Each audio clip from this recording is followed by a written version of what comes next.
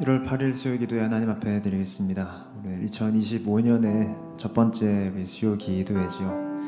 사실 작년 연말에 그런 기사나 글들이 좀 많았습니다. 왠지 올해 2024년의 연말은 여느 때 같지 않다. 연말 분위기가 나지 않는 이유가 뭐냐. 당시에 이제 나라 상황이 지금도 아직 좀 정리가 안 됐지만 이제 그렇게 어수선했다라는 것이죠. 그래서 여러분 어떠신지 모르겠습니다만 작년 한 해에서 또 이렇게 올해 연초로 넘어오는 이 마음이 아무래도 좀 예년 같지 않은 것 같습니다. 그런 시대를 살아가는 우리 그리스도인 무엇을 해야 하겠습니까? 여전히 찬양하고 여전히 예배하고 여전히 기도하는 것입니다. 우리 이와 같은 때엔 함께 찬양하면서 우리 주 하나님께 여전히 사랑을 고백하고 여전히 우리의 손을 들어 주님께 기도하고 순종하는 마음으로 함께 찬양하겠습니다.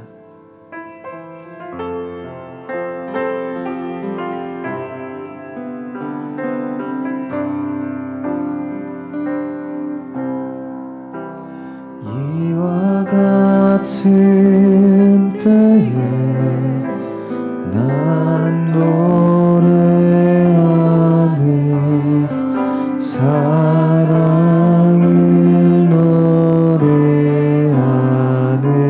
주님께 이와 같은 때에 손 높이 드네 손 높이 드네 주님께 주님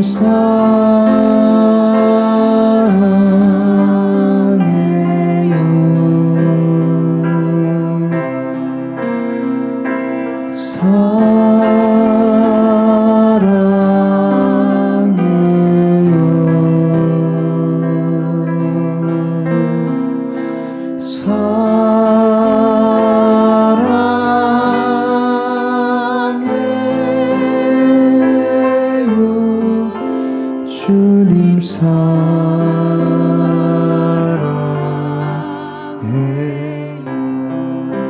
이와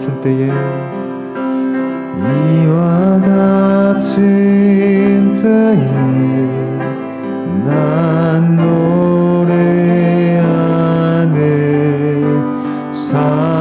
사랑을 노래하네 주님께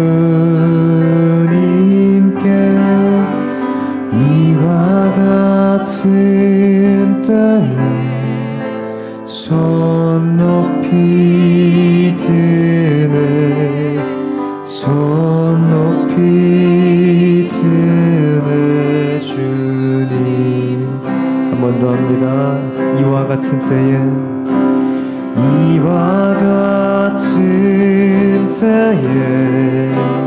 난 노래하네 사랑을 노래하네 주님께 이와 같은 때에 손 높이 드네 손 높이 드네 주님께 주님 사랑해요 주님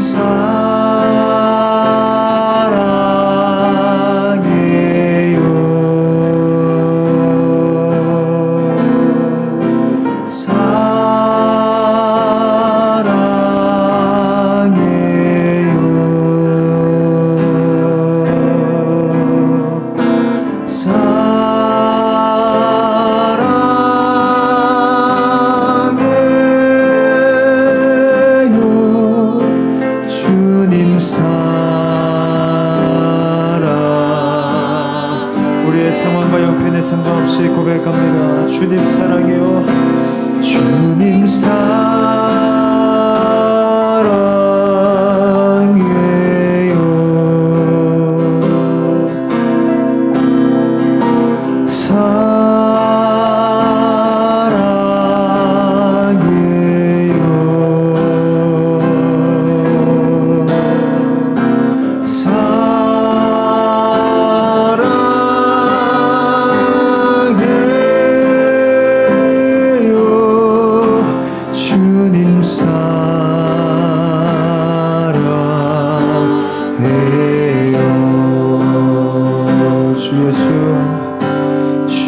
예수 주 예수 주 예수밖에 누가 있으랴 슬퍼 낙심될 때에 내 친구 되시는 그 주 예수밖에 다시 없도다 나의 맘에 근심 구름 가득하게 덮이고 슬픈 눈물 하염없이 흐를 때 인자하고 부드러운 음성으로 부르사 나를 위로하리 누가 있을 2절입니다. 무거운 짐 등에 지고 인생길을 가는 자 힘이 없어 쓰러지려 할 때에 능력 있는 팔을 펴서 나의 손을 붙들어 나를 구해주리 누가 있을 예수님이십니다. 주 예수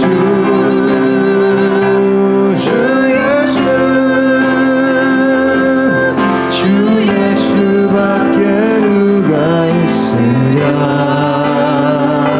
슬퍼 낙심될 때에 내 친구 되시는 그 주 예수밖에 다시 없도다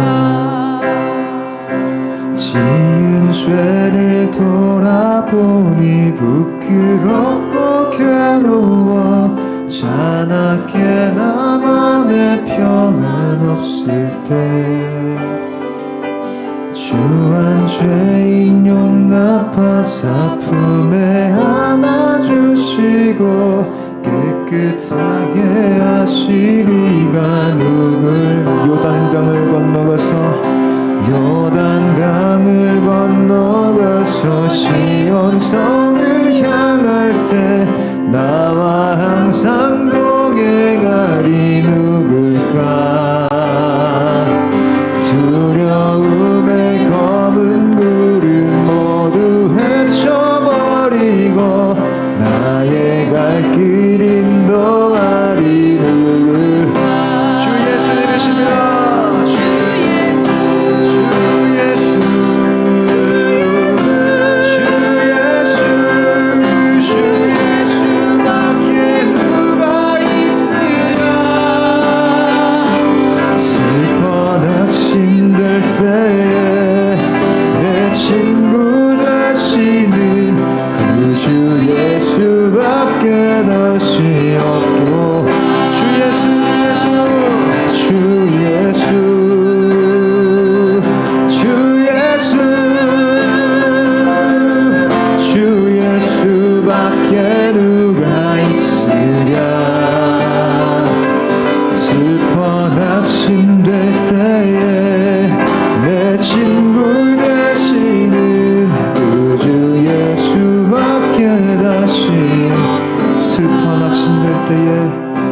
슬퍼 낙심될 때에 내 친구 되시는 구주 예수밖에 다시 없도다. 그리스도인에게 있어서 찬양은 언제나 부를 수 있는 것입니다. 기쁠 때에도 슬플 때에도 개인적으로 어려울 때에도 나라가 어려울 때에도 순교하는 그때에도 그 모든 상황에 찬양은 합당합니다. 주님께서는 언제나 선하시고 언제나 함께 하시고 언제나 우리의 도움이 되시고 언제나 우리의 친구 되시기 때문입니다. 시간 어떤 때를 보내고 계십니까? 이와 같은 때이지만 주님 사랑합니다. 주님 도와주옵소서라며 주 앞에 기도하며 주 앞에 나아가겠습니다. 기도합니다. 하나님, 이와 같은 때를 보내는 우리의 모든 상황과 형편을 아시는 아버지 하나님, 각 개인의 상황이 있습니다. 각 개인의 어려움이 있습니다. 교회와 나라의 어려움이 있습니다. 그 모든 때에 주님은 여전히 찬송받으시기에 합당하시고 주님은 여전히 선하십니다. 그 모든 때에 우리의 친구가 되시고 우리의 도움이 되시는 아버지 하나님, 주님의 도우심을 바랍니다. 주님의 도우심과 주님의 만져주심을, 주님의 말씀하심을 사모합니다. 하나님, 친구에게 말씀하시는 주님, 친구에게 뜻을 보이시는 주님, 이 시간 우리의 친구 되신 예수님 말씀하셔서 주님께서 우리와 함께 하시는 실감나게 하여 주시옵소서.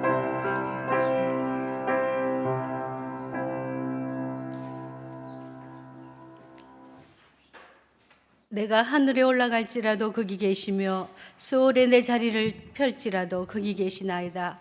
내가 새벽 날개를 치며 바다 끝에 가서 거할지라도 거기서도 주의 손이 나를 인도하시며 주의 오른손이 나를 붙드시리다. 아멘. 시편 139편 기자의 고백처럼 나를 나보다 더 잘 아시고 상상의 세계까지 보호해 주시며 초월적인 하나님의 보호하심과 인도하심, 그 큰 사랑에 감사드립니다. 매일 감사 고백을 드리지 못하여 하나님의 은혜였음을 모르고 살아온 날들을 용서하여 주옵소서. 하나님께서 빛 가운데 계신 같이 우리도 온전히 빛에 거할 때 모든 죄를 이기게 하옵시며 입술로 다른 사람을 아프게도 말며 용서를 구할 때 7번씩 70번이라도 완전한 용서를 할 수 있게 마음을 만져 주시옵소서. 하나님의 사랑 안에서 영원한 생명을 얻은 우리가 공동체 안에서 서로 사랑하며 양육과 위로자로 화목과 거룩함으로 강건하고 성숙한 용사들이 되게 하옵소서. 일찍 겪은 고난이 세상의 눈으로 바라볼 때는 아픔이지만 하나님의 사랑 안에서 견디게 하심은 예배 때마다 눈물의 고백이요 하늘나라 천국 소망의 확신이요 주님께 인정받는 귀한 아들 딸들임을 믿습니다. 새해 맡긴 사명에 순종하며 충성하는 일꾼들을 홍해와 요단강을 가르신 주님께서 내 말에 순종하고 그 땅에 발을 내디뎌 보라 하시는 음성을 듣고 앞서 계획하시고 일을 행하시는 주님을 믿고 나아가게 하소서. 모세와 여호수아도 두렵고 떨리는 마음에 강하고 담대라 하셨던 것 같이 새 일꾼들 주님의 능력으로 채우시고 앞길을 인도하여 주시길 기도드립니다. 슬픔과 혼돈에 대한민국을 아파하며 기도합니다. 기도가 눈물로 변화되어 단식할 때 성령님 도와주세요. 이 나라가 바로 서기를 원합니다. 무한 비행기 사고로 아파하는 유가족의 마음을 이해하시고 올바른 절차와 행정으로 국민을 보호하는 나라가 되게 하여 주옵소서. 이스라엘 백성이 주님께 돌이키듯 이 민족도 다시금 깨닫고 돌이키는 민족 되게 하옵소서. 이하식 담임 목사님 안식년을 맞아 6개월 동안 하나님과 깊은 교통 시간을 통해 독수리 날개치는 새 힘을 얻게 하시고 목사님 부재시 6개월의 모든 교회 일정과 계획하는 일들이 은혜 가운데 주님 간섭하여 주셔서 주님께 영광 올려드리는 시간 되기를 원하고 기도드립니다. 25년도 새해 동안 교육자님들과 선교사님들, 목장, 다음 세대, 연약한 지체, 환우들, 실버 어르신들을 위해 중보 기도하게 하시고 모든 성도들이 은혜의 강가에 심기운 나무가 되어 잎이 청청하여 아름다운 열매를 맺게 하시며 성령님께서 이끌어 가시는 교회 되길 기도드립니다. 오늘 말씀 전하실 김영훈 강도사님 이 시대에 크게 쓰임받는 주의 종이 되게 하시고 새로운 1년 동안 세임 주셔서 다음 세대를 이끌어가는 하늘나라 상급받는 충성된 주의 종으로 일할 수 있도록 영육이 강건하게 하옵소서. 사모님 건강 주시고 가정의 기쁨의 소식이 넘쳐나게 하소서. 이 시간 말씀 주실 때 하나님의 영광이 이 성전에 임하게 하시고 은혜의 자리가 되게 하여 주시길 빌고 원합니다. 말씀 받은 우리는 삶에서 그리스도의 편지 되게 하여 주소서. 우리가 겸손히 낮아져서 영과 진리로 온전한 예배가 드려지게 하소서. 내 평생 소원 주님뿐이라는 오늘 노근사님의 눈물의 기도가 우리의 눈물의 기도가 되게 하시고 우리를 영원한 생명으로 구원하신 예수님 이름으로 기도드립니다.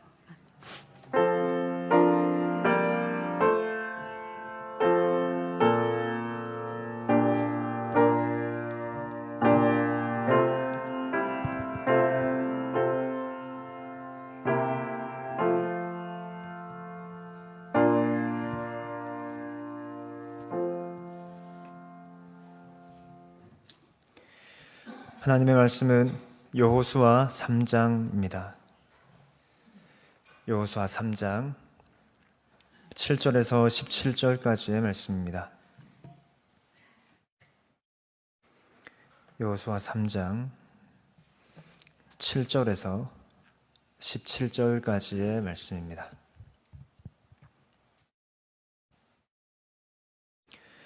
말씀을 함께 교독하겠습니다. 여호와께서 여호수아에게 이르시되 내가 오늘부터 시작하여 너를 온 이스라엘의 목전에서 크게 하여 내가 모세와 함께 있었던 것 같이 너와 함께 있는 것을 그들이 알게 하리라. 너는 언약궤를 맨 제사장들에게 명령하여 이르기를 너희가 요단 물가에 이르거든 요단에 들어서라 하라.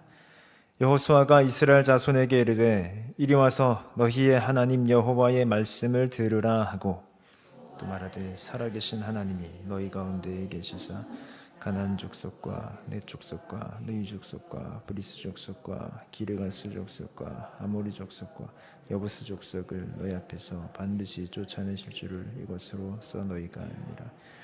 보라 온 땅에 주의 언약궤가 너희 앞에서 요단을 건너가나니 이제 한 사람씩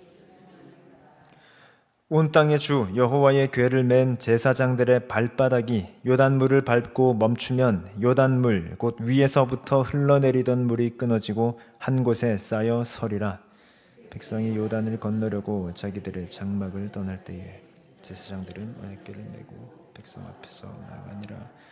요단이 곡식 거두는 시기에는 항상 언덕에 넘치더라. 궤를 맨 자들이 요단에 이르며 궤를 맨 제사장들의 발이 물가에 잠기자 곧 위에서부터 흘러내리던 물이 그쳐서 사르단에 가까운 매우 멀리 있는 아담성읍 변두리에 일어나 한 곳에 쌓이고 그 물은 온전히 끊어지매 백성이 함께 있습니다. 여호와의 언약궤를 맨 제사장들은 요단 가운데 마른 땅에 굳게 섰고 그 모든 백성이 요단을 건너기를 마칠 때까지 모든 이스라엘은 그 마른 땅으로 건너갔더라. 아멘. 우리는 예배를 드립니다. 그것이 하나님의 백성 그리스도인이죠. 우린 예배합니다. 예배는 삶과 동떨어져 있지 않죠. 예배와 삶은 예배와 우리의 일상은 긴밀히 연결되어 있습니다. 아무것도 하지 않다가 예배 드리러 오는 사람 없습니다. 각자 자신의 일상을 살다가 예배 드리러 옵니다. 그런 점에서 삶의 한가운데에 예배가 있죠. 반대로 그리스도인의 우선되는 정체성은 예배하는 자입니다. 하나님 앞에서 예배하는 자로 살면서 삶의 자리로 나아가는, 그래서 삶에서 예배 드리는 자입니다. 그런 점에서 예배의 연속선상에 삶이 있기도 합니다. 이렇듯 삶과 예배, 일상과 예배는 매우 긴밀히 연결되어 있죠. 어떤 삶을 살다가 예배하러 지금 나오셨습니까? 각자의 삶이, 각자의 일상이 또 그 속에서 겪는 우리의 마음, 감정들이 다 다릅니다. 혹은 공통된 것도 있습니다. 지금 나라가 처한 상황이 있죠. 그리고 우리 교회가 마주하고 있는 상황들도 있습니다. 그런 여러의 삶 가운데 지극히 개인적이건 또 공통적이던 그런 삶 가운데 예배하고 있고 예배를 드리는 가운데 삶으로 나아가고 있습니다. 예배하는 우리에게 하나님께서는 그 삶을 살아갈 지혜를 주십니다. 그리고 그 삶에서 세워져야 할 그 기준과 법을 우리에게 주시는 것이죠. 오늘의 예배가 그런 예배, 또 그렇게 나아가는 우리의 삶이 되기를 바랍니다. 오늘 두 가지를 좀 살펴보겠습니다. 먼저 온 땅의 주의 임재입니다. 온 땅의 주의 임재. 전 오늘 두 가지의 대지를 가지고 오늘 본문과 그리고 이어질 좀 같이 묶어서 볼 본문들을 가지고 마침내 적용까지 나아가겠습니다. 먼저 온 땅의 주의 임재입니다. 본문인 여호수아, 그리고 요즘 저희들이 묵상하고 있는 여호수아에서 오늘 본문인 이 요단강을 건너는 사건은 여호수아 내에서도 매우 유명하고 성경 전체로 보아도 너무너무 유명한 내용이죠. 오늘 본문 3장의 앞장인 2장에서 두 정탐꾼이 여리고성을 정탐하고 옵니다. 그리고 보고하기를 하나님께서 이 땅을 우리에게 주셨습니다라고 하죠. 이제 여호수아와 이스라엘은 가나안 정복을 확신합니다. 그리고 그 다음 장인 오늘 본문, 이제 가나안 땅으로 가기 위해 요단강을 건너는 것이죠. 이 요단강을 건넌다라는 것은 무슨 의미입니까? 약속의 땅에 들어간다는 것입니다. 그러니까 요단강을 건너면 이제 가나안 땅, 약속의 땅에 본격적으로 발을 딛게 되는 것입니다. 그런 점에서 요단강이란 경계선입니다. 광야와 약속의 땅을 나누는 경계선이요.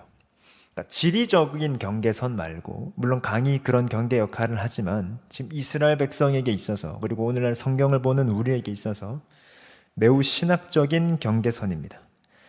지금 이스라엘은 이제 그저 강 하나를 건너는 입장이 아닙니다.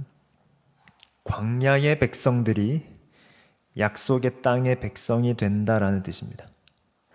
정착할 땅이 없이 정처 없이 떠도는 삶에서 정착하는 삶으로 바뀐다는 뜻입니다. 아직 이루어지지 않은 그 약속만 받고 있던 자들이 그 약속이 성취되는 것을 본다는 뜻입니다. 그런 점에서 여호수아 3장은 어떤 의미를 갖고 있냐면 이 경계선을 어떻게 넘느냐는 것입니다. 약속의 땅으로 어떻게 들어가느냐, 약속으로만 갖고 있던 걸 어떻게 성취하기 시작하시느냐에 대한 것입니다. 그런 점에서 여호수아 3장이 매우 중요하죠. 3장 전체에서 여호수아는 아침에 일찍 일어나 시딤에서 이제 요단이라는 지역으로 갑니다. 그리고 그 강을 건너는 것을 앞두고 3일을 지냅니다. 여호수아서 내에서 이 3일이라는 것은 기다림의 시간입니다. 그렇게 기다림의 시간 이후 이제 본격적으로 강을 건널 준비를 합니다. 백성들에게 두 가지를 요구하죠. 하나는 언약궤를 맨 제사장이 먼저 가고 거리를 충분히 둔 뒤, 오늘날 그 계산으로 하면 900m 정도입니다. 거리를 충분히 둔 뒤 그 뒤를 따르라 라고 요구하고, 두 번째, 자신을 성결하게 해라, 그렇게 요구합니다. 그럼 왜 언약궤를 맨 제사장들이 먼저 가고 거리를 꽤나 둔 뒤에 그 뒤를 따르라고 할까요? 오늘 읽진 않았지만 4절에 보면 너희가 그 길을 잘 모르기 때문이다 라고 합니다. 자, 이스라엘 백성들이 그 광야를 40년을 돕니다. 그러니까 사실 웬만하면 길을 잘 알죠. 그런데 이제는 새로운 땅, 완전히 낯선 땅에 갑니다. 길을 잘 모릅니다. 그러니 언약궤를 맨 제사장, 이 이끄는 대로 너네 잘 따라와. 두 번째는 5절에 이제 하나님께서 기이한 일을 보이실 거다. 그거 잘 보아라 라는 것이죠. 꽤나 거리를 떨어뜨린 뒤에 아주 잘 보이는, 그 하나님께서 하실 기이한 일을 잘 보일 만한 거리로 떨어뜨려져서 하나님께서 가게 하십니다. 그리고 그렇게 기이한 일, 여호와께서 하실 기이한 일을 앞두고 스스로를 성결하게 하라 라고 명령했던 것이죠. 그렇게 한 뒤에 이제 본격적으로 요단강을 건너는 것이 오늘 저희들이 읽었던 7절 이하의 내용입니다. 질문을 드려볼까요? 구약 성경은 총 4개의 분류로 되어 있죠. 모세오경, 율법서 혹은 오경, 그리고 역사서, 그리고 시가서, 선지서, 이렇게 4개로 되어 있습니다. 오늘 본문인 여호수아서는 이 중에 어디에 속하는 성경입니까? 네, 역사서죠. 자, 이렇게 네 개로 나누는 것은 기독교, 개신교의 방식입니다. 그런데 구약 성경은 원래 히브리어로 기록된 히브리 성경이죠. 그렇게 히브리 성경일 때에 이렇게 네 부류로 나누지 않고 세 부류로 나뉘었습니다. 원래 율법서, 선지서, 그리고 좀 어려운 표현인데 성문서 이렇게 되어 있습니다. 그러면 여호수아서는 이 셋 중엔 어디에 속할까요? 아까는 역사서였습니다. 근데 지금 역사서가 없습니다. 율법서, 선지서, 성문서 셋 중에 어디에 속할까요? 선지서에 속합니다. 그러니까 사실 우리가 히브리적 관점으로 보자면 여호수아서는 역사서임과 동시에 선지서입니다. 그러면 이 여호수아서에 선지적인 요소가 있다는 건 아니겠습니까? 선지적이라 할 때 여러 가지 의미가 있지만 중요한 두 가지 포인트가 있습니다. 하나는 하나님 말씀의 대언입니다. 그래서 선지자는 대언하는 자죠. 두 번째는 그 말씀대로 되는 것입니다. 성취요. 선지자가 예언했는데 안 되는 거 없습니다. 하나님의 말씀을 대언했으니 하나님의 말씀대로 됩니다. 즉 선지서다, 선지적이다라고 할 때 이 두 개, 대언과 성취입니다. 그럼 여호수아서에도 그렇다라는 말일까요? 예, 그렇습니다. 대언하고 성취됩니다. 이제 요단강을 건너는데 오늘 보면 7절부터 끝절 17절까지는 이 강을 건너는 것이 이렇게 진행됩니다. 먼저 하나님께서 여호수아에게 말씀하십니다. 그것이 7절 8절입니다. 둘째, 그 말을 들은 여호수아가 백성들에게 말합니다. 사실 전달하죠. 그것이 9절부터 13절입니다. 그리고 14절에서 17절, 백성들이 그대로 행합니다. 다시요. 하나님께서 여호수아에게 먼저 말씀하시고 여호수아가 백성에게 그것 전달하고 그리고 백성이 그대로 행합니다. 이 구조로 되어 있습니다. 사실 만약에 이걸 그냥 스토리로 쓰면 굳이 이렇게 쓸 필요 없죠. 쭉 쓰면 됩니다. 그러나 굳이 이 말의 전달 과정을 성경이 기록하고 있습니다. 철저하게 선지적이죠. 하나님의 말씀이 있고 그걸 대언하는 여호수아가 있고 백성들이 그대로 할 때에 말씀하신 대로 되는. 그러면 이 요단강을 건넜다라고 할 때에 지금 이렇게 기록한 이유는 무엇이겠습니까? 지금 뭘 보여주고 있습니까? 이 모든 걸 주도하고 계신 분이 누구라는 것이죠? 하나님이시라는 것입니다. 여호수아 아닙니다. 백성들도 아닙니다.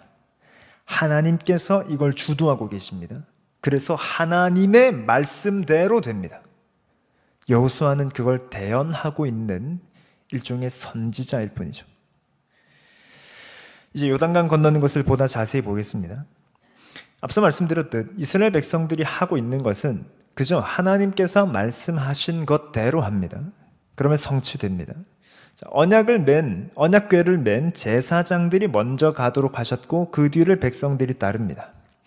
그런데 이 백성들이 지금 요단강을 앞두고 있는 시기는 15절에 보면 곡식 거두는 시기라고 합니다. 이 시기에는 물이 가득 차서 언덕에 넘친다고 하죠. 그러니까 그냥 강을 건넌다. 이것도 불리한데 마침 상황이 더 불리합니다.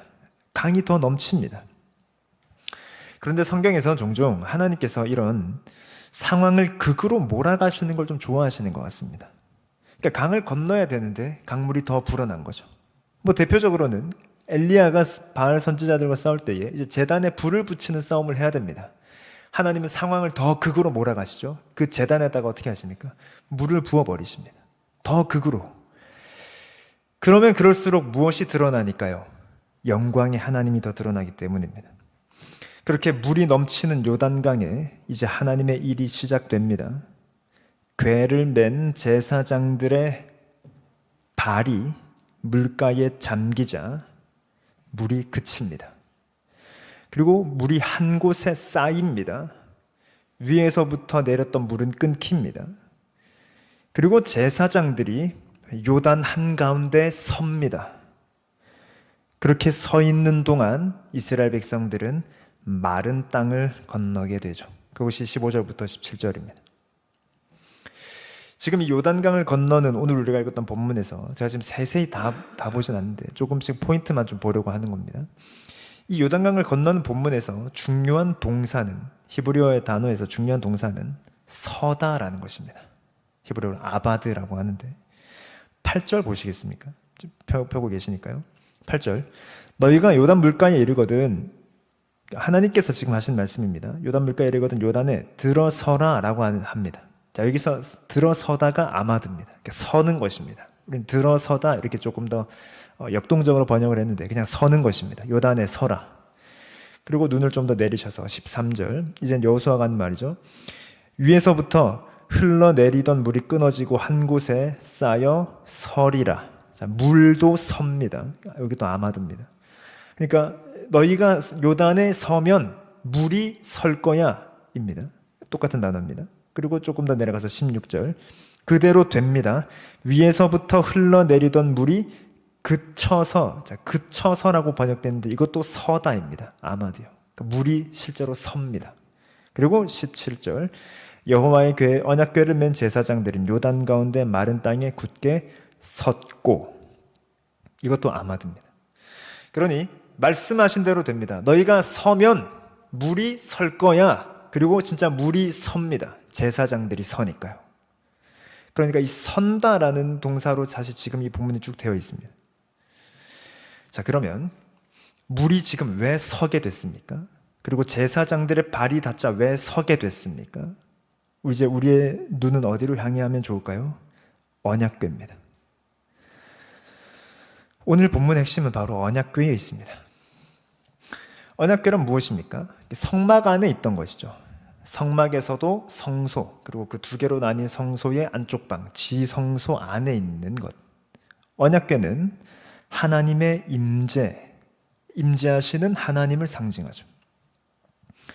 그 언약궤는 성막이 만들어진 때부터, 그러니까 출애굽기에서 계속 이제부터 쓰이던 표현입니다. 그리고 구약에서 굉장히 많이 쓰이는데, 이 언약궤는 별명이 많습니다. 그냥 궤로 불리기도 하고, 법궤, 혹은 증거궤, 혹은 언약궤, 여호와의 궤, 하나님의 궤, 이런 표현이 많습니다.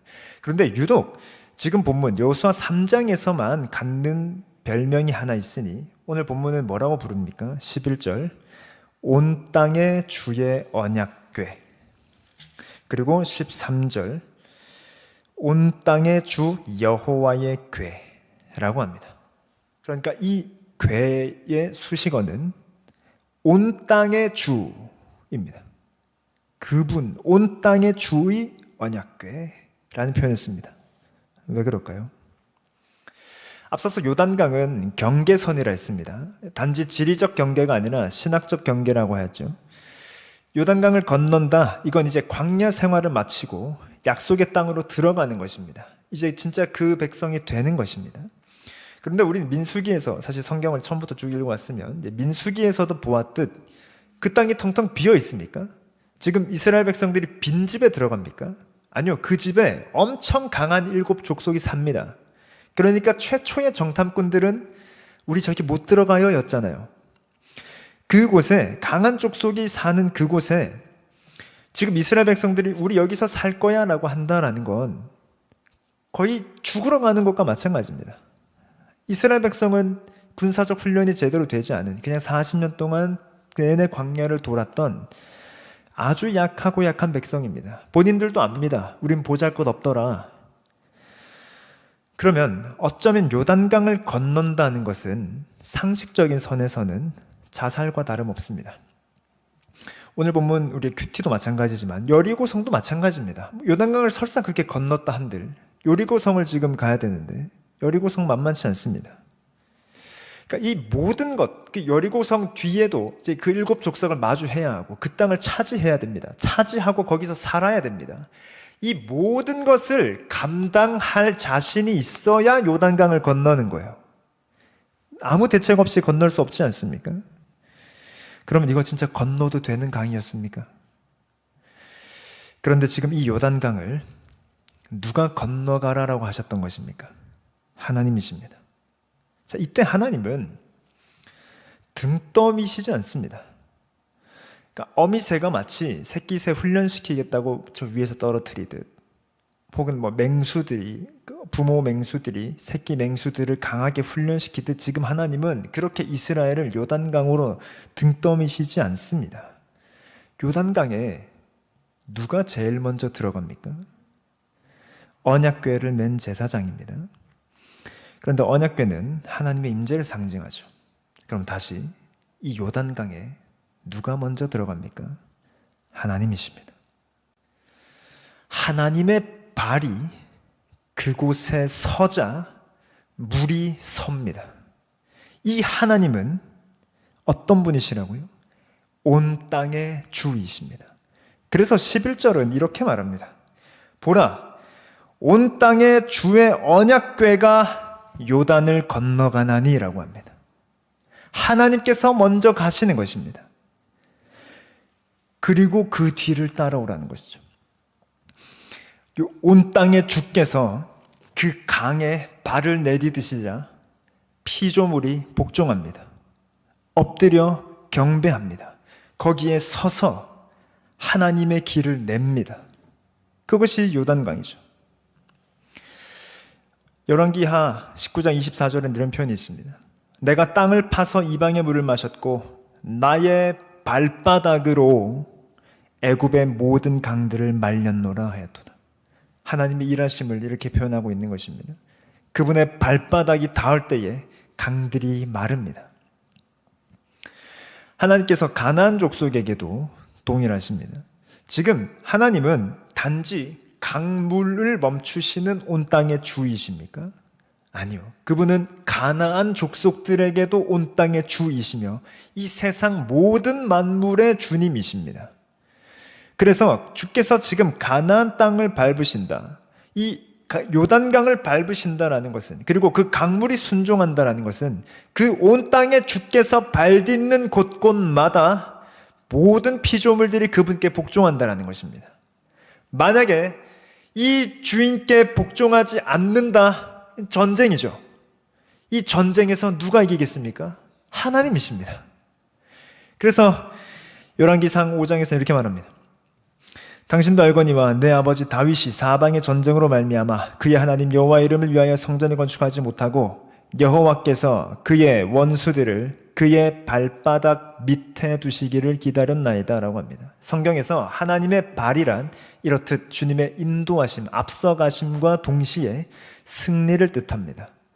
그분이 발딛고 가시는 곳곳에 엎드려 경배하지 않는 자들은 전부 다 패할 것입니다.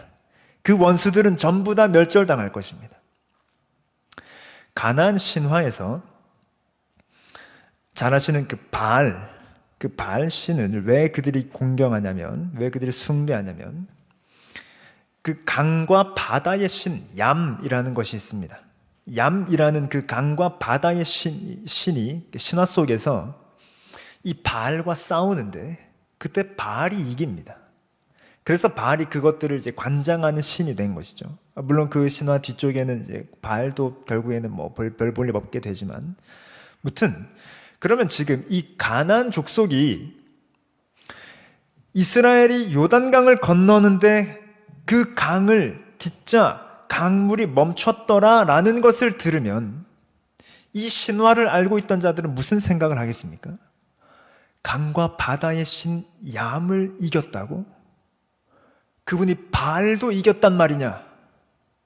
그분은 온 땅의 신이더냐라는 것이죠. 하나님께서는 지금 그 가나안 족속을 향하여 이제 한 걸음 한 걸음 내디디십니다. 이제 우리는 4장 본문부터 해서 여호수아의 앞으로 계속 보겠지만 하나님의 가는 곳곳마다 하나님께서 이기시죠. 그러니 다시 말해 이 요단강을 건너는 사건은 첫째, 하나님의 임재를 보여줍니다. 둘째, 하나님의 앞서가심을 보여줍니다. 셋째, 하나님의 승리를 보여줍니다. 이제 신은 바알도 얌도 아니고 여호와 하나님이 참 하나님이요 온 땅의 주이시다라는 것을 선포하시는 것입니다. 자, 이제 조금 더 성경을 깊이 있게 두 번째, 온 땅의 주를 믿음입니다. 사실 여기서 더 보면 좋은데 여기까지. 자, 그럼 이 하나님, 그렇게 발을 내디드시자 피조물도 복종하는, 온 만물이 복종하는 그 온 땅의 주이신 하나님께서 자, 임재하십니다. 이 땅에 육신으로 임재하십니다. 자, 이 땅에 육신으로 임재하시는 하나님 누구십니까? 예수님이십니다. 이 예수님은 하나님의 본체이시며 하나님의 아들이시죠. 그렇다면 그 구약에서 여호와 하나님께서 행하셨던 일을 예수님도 하실 수 있습니까? 네, 그렇습니다. 하나님께서는 물을 통제하고 다스리셨습니다. 그것으로 하나님의 위엄과 권세를 보이셨습니다. 예수님께서도 그러실까요? 네, 그렇습니다. 예수님께서 제자들과 함께 가버나움 건너편으로 가시기 위해 갈릴리 호수에서 배를 타십니다. 근데 이 호수, 성경은 바다라고 하죠. 거기에 큰 놀이 일어납니다. 배가 물결에 덮이게 됐습니다. 목숨이 위태롭습니다. 제자들은 막 죽게 됐습니다. 그런데 예수님께서 주무십니다. 그래서 제자들이 예수님을 깨우죠. 주여, 우리를 구원하소서, 우리가 죽게 됐습니다. 그때 예수님께서 이렇게 말씀하십니다. 마태복음 8장. 예수께서 이르시되 어찌하여 무서워하느냐, 믿음이 작은 자들아 하시고 곧 일어나사 바람과 바다를 꾸짖으시니 아주 잔잔하게 되거늘 사람들이 놀랍게 여겨 이르되 이가 어떤 사람이기에 바람과 바다도 순종하는가 하더라. 예수님께서 바람과 바다를 꾸짖으십니다. 그러자 잔잔하게 됩니다. 그분이 말씀하시자 말씀대로 됩니다. 물을 통제하시고 이 피조물들을 다스리십니다. 마치 구약의 여호와께서 행하셨던 것을 이 예수님이 그대로 행하십니다. 사람들이 놀라며 이가 어떤 사람이기에 이렇게 되느냐라고 묻죠. 예수님의 존재에 대해 경탄합니다. 그런데 이때 예수님의 초점은 제자들에게 있죠. 보다 정확하게 말하자면 그들의 믿음이요. 그래서 예수님께서는 그들에게 믿음이 작은 자들아 라고 하십니다. 예수님께서 물을 다스리시고 통제하시는 장면은 또 나옵니다. 오병이어 사건 이후에 막 무리가 예수님께로 몰리죠. 예수님께서는 제자들을 명하셔서 너네 먼저 바다 건너로 가라 라고 하십니다. 그래서 갈릴리 호수 건너편으로 제자들을 먼저 배 태워 보내십니다. 그리고 예수님께서는 따로 기도하러 산에 올라가십니다. 그렇게 제자들은 육지에서 떠나 배를 타고 호수를 건너고 있는데 아니나 다를까 또 바람이 거세집니다. 또 파도로 인해 제자들은 고난당합니다. 상황이 또 불리해지죠. 역시나 하나님의 역사하시면 그때 나타납니다. 산에 가셨던, 기도하셨던 예수님께서 바다 위를 건너서 걸어서 제자들에게 오십니다. 제자들이 예수님을 발견하고 무서워하자 예수님은 안심하라, 나니 두려워 말라 라고 하십니다.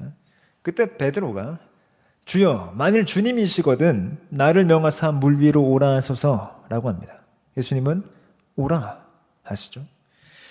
그러자 베드로가 물 위를 걷습니다. 그러다가 바람을 보고 무서워서 다시 빠져 들어갑니다. 그리고 베드로가 주여 나를 구원하소서 소리 지르자 예수님께서 이런 말씀을 하십니다. 예수께서 즉시 손을 내밀어 그를 붙잡으시며 이르되 믿음이 작은 자여 왜 의심하였느냐 하시고 배에 함께 오르매 바람이 그치는지라. 배에 있는 사람이 예수께 절하며 이르되 진실로 하나님의 아들이로소이다 하더라. 마태복음 14장에서도 예수님께서는 물을 통제하십니다. 그리고 사람들의 반응, 아까는 이가 누구이기에 라고 하였는데 이제는 좀 더 확실하게 합니다. 하나님의 아들이시구나. 여기서도 예수님께서 지금 주목하시는 것은 제자들입니다. 뭐라고 하십니까? 믿음이 작은 자요. 앞서서 예수님께서 배에 계실 때도 그리고 물 위에 걸어오실 때에도 예수님께서 제자들에게 하신 말씀은 믿음이 작은 자요 였습니다. 그럼 예수님께서는 지금 굉장히 유사한 두 장면을 가지고 무엇을 가르치고 계십니까? 믿음이요. 제자들에게 믿음을 가르치고 계십니다. 오늘날 우리는 예수님의 제자입니다. 그리고 성경의 제자입니다. 성경은 우리에게 무엇을 가르치고 있습니까? 믿음이요. 우리는 흔히 요단강을 건너는 것을 신앙적으로 무엇이라고 비유적으로 이해합니까? 세상을 떠나서 하나님 나라에 가는, 그 천국으로 가는 것을 요단강을 건넜다, 뭐 이렇게 표현하고 이해하죠.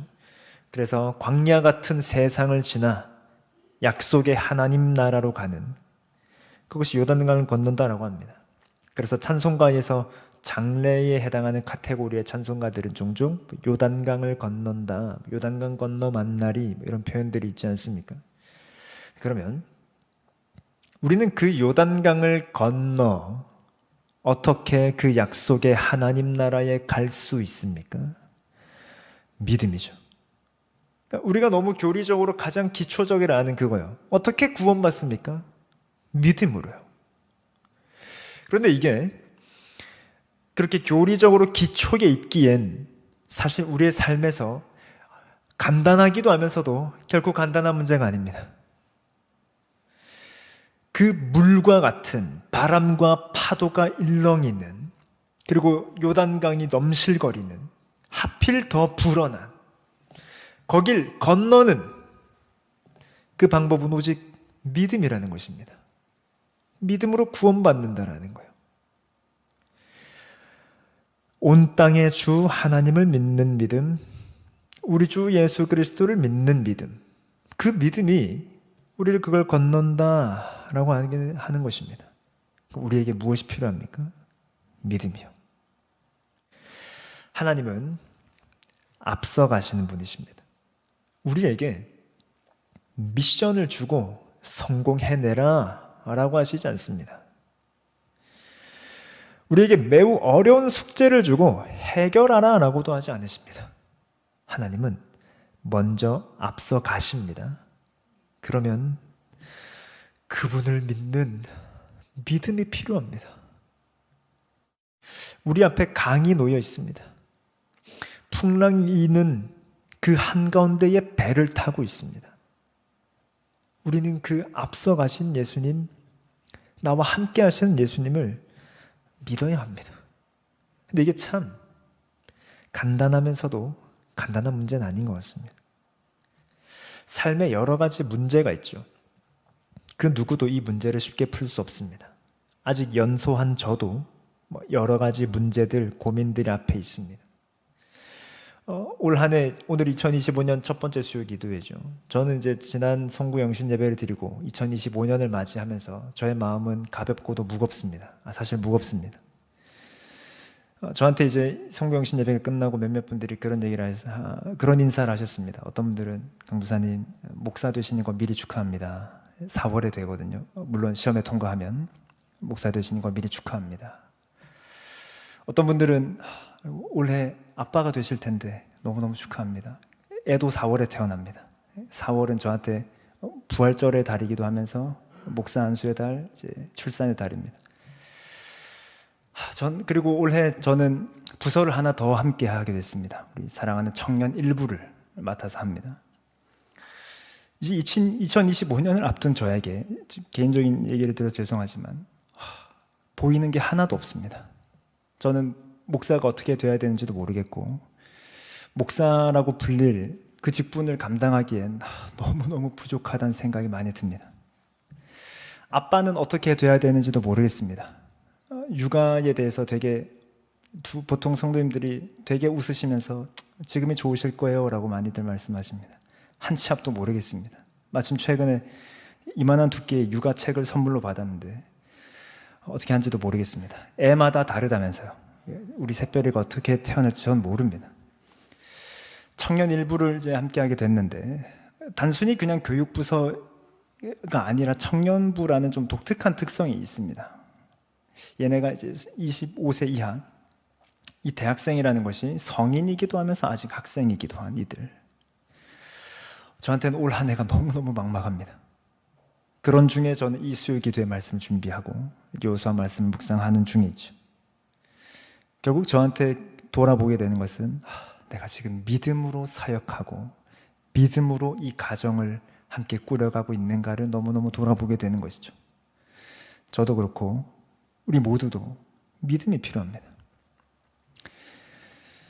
또 조금 조심스러운 얘기지만 우리 모두가 알고 있는 올해 우리 담임 목사님의 안식년을 앞두고 있습니다.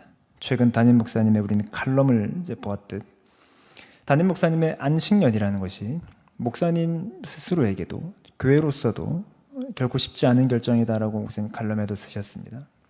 그런데 그 칼럼에 안식은 하나님의 명령이다라고 목사님께서도 쓰셨습니다. 4계명이죠. 안식일을 기억하여 거룩하게 지켜라. 그 안식에 대해서 제가 좀 묵상하게 됐습니다. 여러분, 그 계명을 받은 이스라엘의 시점이 언제입니까? 아직 광야를 이제 40년을 더 살아가야 할 때입니다. 광야 초반에 봤거든요. 출애굽기 19장에서. 그들이 쉴 수 있습니까? 그 광야에서 한치 앞도 모르는데 언제 들짐승이 와서 잡아가도 이상하지 않고 언제 음식을 못 먹고 아사해도 이상하지 않은 그때에 하나님께서 하루를 꼬박 쉬라고 하십니다. 한 달 중에 하루도 쉬고 7년 중에 하루도 쉬고, 그 쉰다라는 것은 대단한 용기가 필요한 것입니다, 사실. 그리고 그 출애굽을 한 이스라엘 백성들에게 쉰다라는 근성이 없습니다.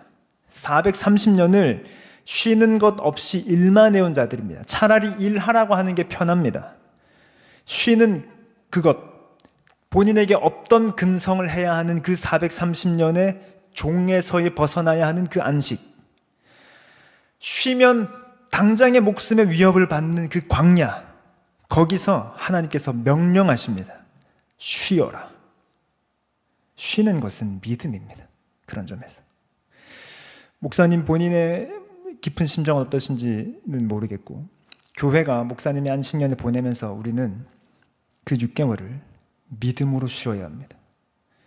담임 목사님께서 올 한 해 첫 주에 우리에게 주셨던 것처럼, 목사님 통해서 우리에게 주신 말씀처럼 성부 하나님께서 교회의 주인이시고 그리스도께서 교회의 머리시고 성령님께서 이끌어 가신다라는 믿음으로 쉬어야 합니다.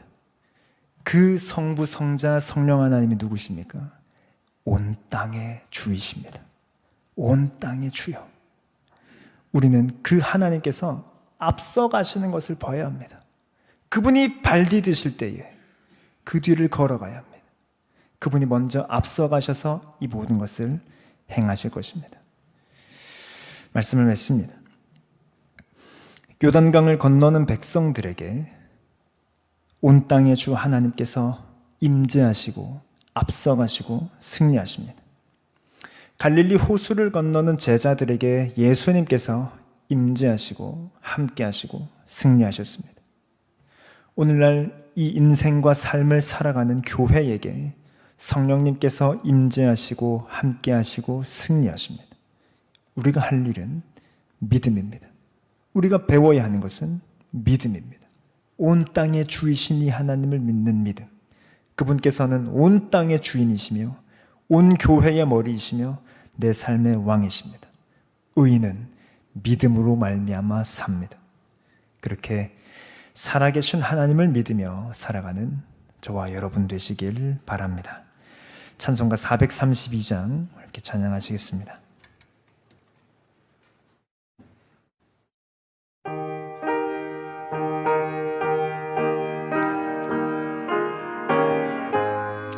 믿음으로, 그리고 믿음을 달라며 고백과 간구로 찬양하겠습니다.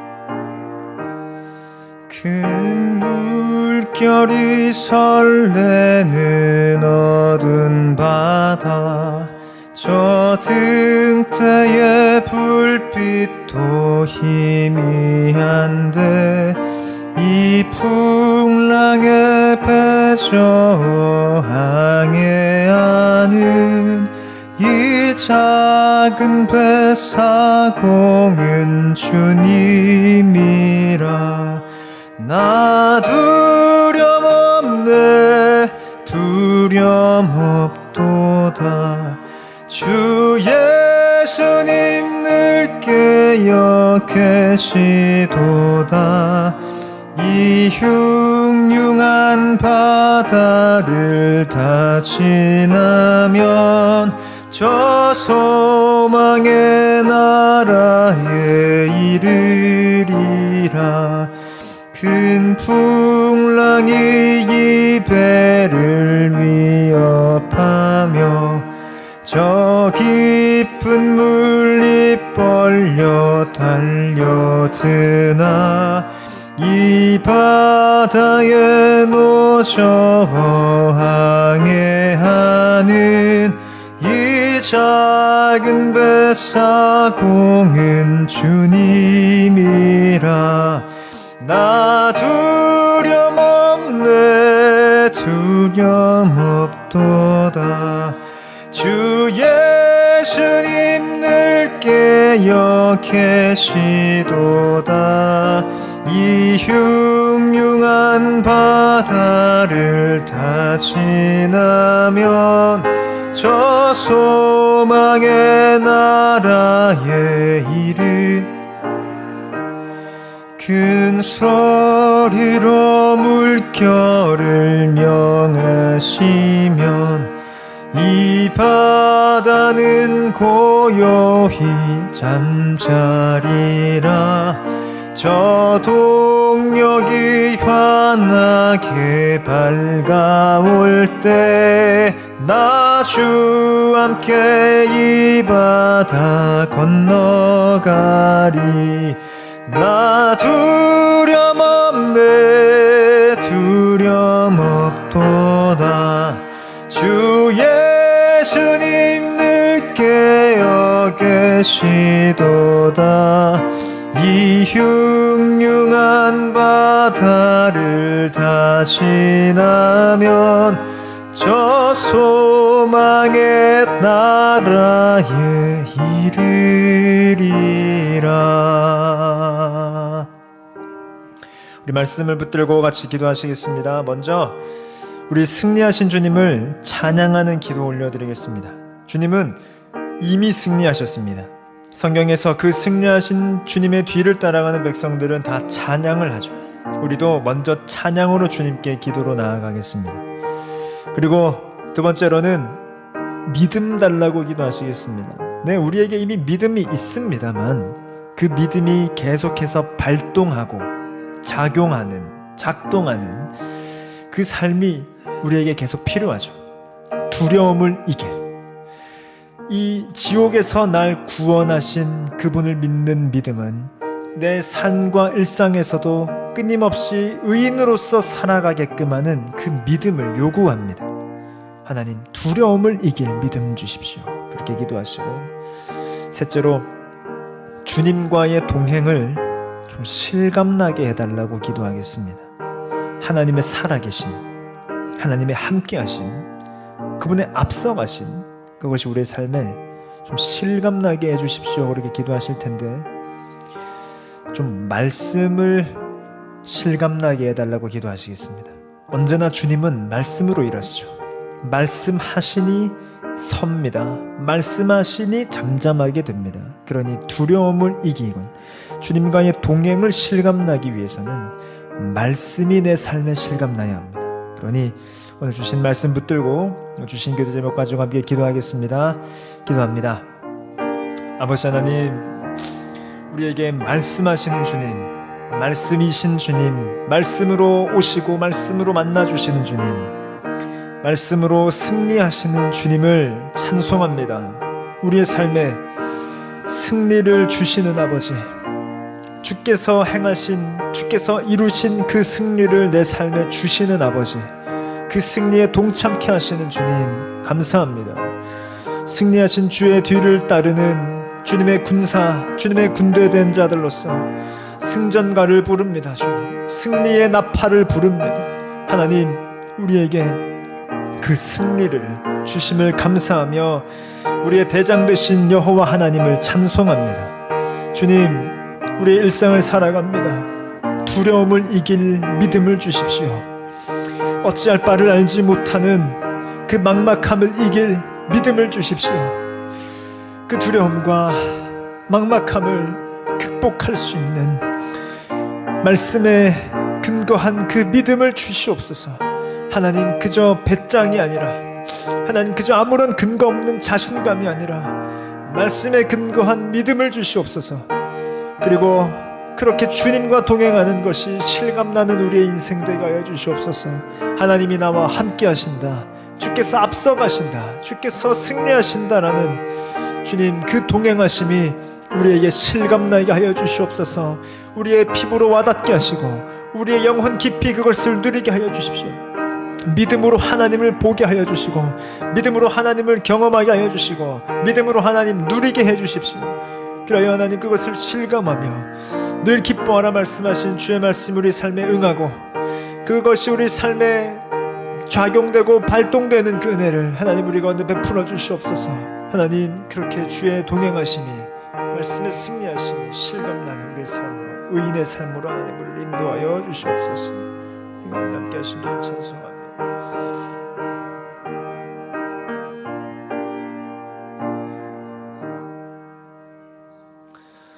우리의 대장이 되신 온 땅의 주 아버지 하나님, 주님을 찬송합니다. 주님의 발이 닿는 곳곳마다 하나님 나라의 승전가가 울리고 하나님의 발이 닿는 곳곳에 주님의 나라의 승리의 깃발이 휘날리니 그 나라 백성된 우리가 함께 주님을 찬송합니다. 하나님 우리에게 믿음 주십시오. 두려움을 막막함을 이기고 극복할 믿음을 주십시오. 하나님 그저 배짱이 아니라 그냥 자신감만 넘치는 그 근거 없는 자신감이 아니라 철저하게 말씀에 근거한 믿음을 주십시오. 그리하여 우리의 삶에 하나님의 동행하심이 실감나게 하여 주시옵소서. 그렇게 온 땅의 주 되신 그분과 함께 이 땅을 정복해가며 이 땅 가운데 하나님 나라의 승전가와 승리의 깃발을 꽂고 사는 주의 나라의 군사로 살아가게 하여 주시옵소서. 예수님의 이름으로 기도합니다. 아멘. 이 시간 중보기도하며 이 수요기도에 마무리합니다. 먼저 우리 교회와 나라를 위하여서 함께 기도하겠습니다. 동일하게 우리 주님을 찬송하겠습니다. 주님의 이름이 높임 받으시옵소서. 우리 그렇게 기도하시겠습니다. 그 누구의 이름도 아닌 우리 주 여호와 하나님의 이름이 높임 받으시는 그것을 위하여서 먼저 기도하고 교회를 위하여서 기도하겠습니다. 올 한해 표어 성령님께서 이끌어 가신 교회입니다. 그것을 따르는 교회 되게 해주십시오. 우리 그렇게 기도하겠습니다. 올 한 해의 이 교회를 위하여 그리고 안식년을 앞두고 있는 이 교회와 그리고 담임 목사님을 위하여서 우리 함께 기도하겠습니다. 그리고 이 나라를 위하여서 함께 기도하겠습니다. 나라가 여러 가지 어지러움도 있고 슬픔도 있습니다. 이 나라가 겪어가고 있는 여러 가지 상황들이 있는데 그리스도인은 이 나라를 위하여서 그렇게 기도하여야겠고 무엇보다 주님의 주되심을 보여달라고 좀 같이 기도하시겠습니다. 우리 그 소원이 있지 않습니까? 정말로 이 나라가 하나님의 나라가 되는 그 진리 위에 굳게 서는 그런 나라 보고 싶지 않습니까? 그 소원이 우리에게 있어야 합니다. 그것이 언제 이루어질지는 모릅니다. 우리의 생애 때일 수도 있고 아닐 수도 있습니다만 그 소원과 소망을 가지고 기도하는 것이 필요하죠. 그래서 이 나라를 위해서 우리 한번 같이 기도하시고 우리 더불어서 성도를 위한 기도 함께 하겠습니다. 우리 김춘자 어르신 지금 항암 중이신데 체력 주시기를, 그리고 김명식 집사님의 대상포진 후유증 회복되시길, 박상호 형제님, 강숙자 권사님, 태득승 권사님, 박태근 장로님 계속해서 주신 기도 제목 가지고 같이 기도하겠습니다. 그래서 이 교회와 나라와 우리 성도들을 위하여서 승리하시는 그 하나님 믿는 믿음으로, 말씀에 근거한 믿음으로 우리 함께 중보 기도하며 자유롭게 기도하시고 돌아가시겠습니다. 기도하겠습니다. 아버지 하나님, 이 교회와 나라를 위하여서 기도합니다. 주님, 주님의 이름이 높임받아 주시옵소서. 온 땅의 주, 온 땅의 여호와 하나님, 주님의 이름이 높임받으시기 합당하십니다. 주님은 모든 믿는 자들의 주인이 되실 뿐 아니라 모든 만물의 통치자가 되시고 모든 것 위에 뛰어나신 이름이시며 왕의 왕이시고 주의 주이십니다. 주님보다 더 큰 이름이 없고 주님이 통치하지 않으시는 것이 없으며 주의 권능이 미치지 않는 것도 없고 주께서 알지 못하시는 것도 없고 주님의 뜻이 아닌데 일어나는 일도 없으니 모든 것이 주의 뜻대로 주님의 선하심과 능하심 아래에 되는 줄로 믿습니다. 주님, 주님의 이름이 높임 받으십시오. 주님의 이름이 영광 받으십시오. 하나님, 이 교회를 위하여 기도합니다. 하나님, 우리 드림향상교회가 성령 하나님의 이끄심을 따르는 교회 되게 하여 주시옵소서. 주께서 발을 내디뎌 앞서가실 때에 교회가 그 뒤를 따르게 하여 주시옵소서. 하나님, 혹 우리의 불순종함이 있습니까? 하나님, 혹 우리의 연약함이 있습니까? 성령 하나님 불로 태워주시고 그 성령님께서 발 딛는 곳곳에 우리 교회가 가게 하여 주시옵소서. 주께서 이끌어 가실 때마다 하나님, 공중권세 잡은 자들의 권세가 번개가 하늘에서 떨어지는 것처럼 그렇게 땅에 떨어지는 역사를 우리로 경험하게 하여 주시고, 그 성령 하나님의 임재하신 때마다 하나님 나라의 그 진리의 승리하심을 우리가 함께 누리게 하여 주시옵소서. 하나님, 우리 교회의 다음 세대들을 붙잡아 주시고 하나님, 그들이 믿음으로 자라나게 하여 주시며 27개의 목장을 주님께서 붙들어 주시고 각 모든 위원회와 부서들을 지어 붙잡아 주시옵소서. 우리 모두가 성령 하나님의 인도하심을 받고 하나가 되어 주께서 기뻐하시는 그 발걸음을 걸어가게 하여 주시옵소서. 담임 목사님의 안식년을 앞두고 있습니다. 하나님, 여러 우려의 소리들이 혹 있을지 모르고 또 이 교회를 바라보는 주위의 시선들이 있을지 모르겠으나 주님, 우리가 믿음으로 쉬기 원합니다. 믿음으로 이 안식을 받기 원합니다. 하나님, 담임 목사님에게는 귀한 충전의 시간, 또 함께 재기의 시간, 하나님의 깊이 만나는 시간 되게 하여 주시고, 교회로서는 그 가운데 다시 한번 이곳에 주인이 하나님이심을 경험하는 시간 되게 하여 주시옵소서. 하나님, 이 대한민국을 붙들어 주십시오. 하나님, 보기 원합니다. 이 나라가 주의 나라가 되는 것을 보기 원하고 백성들이 돌이키는 것을 보기 원하고 하나님 나라의 법과 뜻대로 정책들이 이루어져 가고 그리하여 공의와 정의가 바로 서는 하나님, 그것을 보기 원합니다. 하나님, 현실적으로 합리적으로 상식적으로 매우 어렵다라는 것을 알고 있으나 하나님, 우리에게 소망을 주십시오. 그 언젠가 이 나라가 하나님의 나라가 될 것을 바라고 소망하는 그 마음 주시옵소서. 하나님, 이 나라의 주되심을 보여주셔서 주님, 지금 어지러운 정세가 회복되게 하여 주시고 다시 자리 잡게 하여 주시고, 하나님, 이 나라가 슬픔 가운데 빠져 있는데 하나님, 그 유족들을 위로하여 주시고, 하나님, 그리하여 연말에 또 지나가고 새해를 맞이하는 하나님, 2025년의 대한민국이 너무도 큰 슬픔과 아픔을 겪고 가고 있는데 하나님의 격동의 시기가 잘 지나가고 그 뒤에 더욱더 하나님의 큰 일과 행하심을 저희들이 보게 하여 주시고, 그 가운데에 교회가, 그리스도의 몸된 교회가, 한국교회가 먼저 회개하고 깨닫고 바로 서서 이 세상의 빛이 될 수 있도록, 소금이 될 수 있도록 하나님, 우리를 인도하여 주시옵소서. 하나님, 우리 교회에 사랑하는 성도님들이 있습니다. 하나님, 우리가 매주 기도하고 있는 기도의 제목들을 갖고 있는 성도님들이 계십니다. 우리 김춘자 어르신, 김영식 집사님, 박상우 형제님, 강국장 원사님, 태덕승 원사님, 박태근 장로님, 우리 6분의 기도의 제목을 주님 들어주십시오. 함께하는 가족들의 마음도 헤아려 주시고 어루만져 주시옵소서. 하나님, 또 교회에 또 요즘 아픈 이들이 너무 많습니다. 감기와 독감으로 고생하고 있는 이들이 있습니다. 하나님, 혹 믿음이 침체된 이들이 있습니까? 시험에 든 자들이 있습니까? 하나님, 건지시고 일으켜 세우시고 지쳐있는 자들 하나님, 새 힘을 주시며 또 어찌할 바를 알지 못한 이들에게 지혜와 용기를 주시옵소서.